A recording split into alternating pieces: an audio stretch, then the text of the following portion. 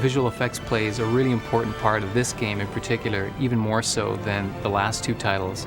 The characters are more dramatic, there's big, larger-than-life characters, and there's also more exciting characters that you never were able to play before. And so our job in this game is to bring those things to life in a really spectacular way, in the same way that special effects bring a blockbuster movie to life. One of the highlights of this game is, of course, the Balrog. Visually, he's a very exciting character. The big challenge was to create the most realistic fire ever seen in a video game, and to really bring him to life and make him as convincing as he was in the movie. To start off with, I built elements of Flame using Maya's fluid dynamics system. And so the advantage of using that as a starting point is that it recreates a really realistic way that Flame actually moves. And so it has a lot of texture, and just the movement of it is really convincing. And so this is the basis of what I use for the Flame in-game. Then I take it into our proprietary effects system and essentially build mini effects. Then I change it to a sort of like an X-ray mode where I can actually see his individual joints.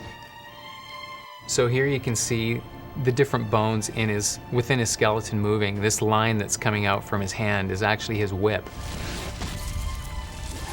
And then what I can do is pick bone by bone and attach individual effects. So there's some emitting from different joints in his wings, there's some on his arms, on his legs, on his torso, glows on his eyes, and of course there's all kinds of fire coming off of his back and his sort of fiery mane.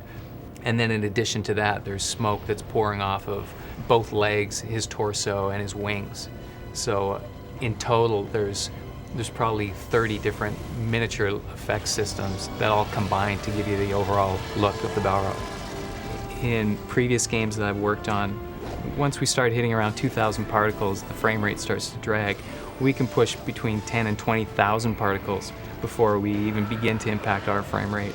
So that gives us a massive advantage over other games.